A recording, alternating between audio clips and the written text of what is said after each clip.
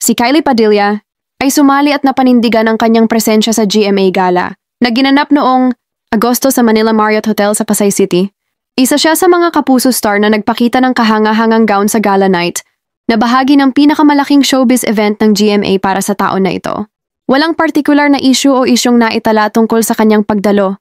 Bagkus ipinakita niya ang kanyang suporta at bahagi sa selebrasyon ng GMA Network na isang mahalagang gabi ng pagkakaisa at pagtulong sa GMA Kapuso Foundation.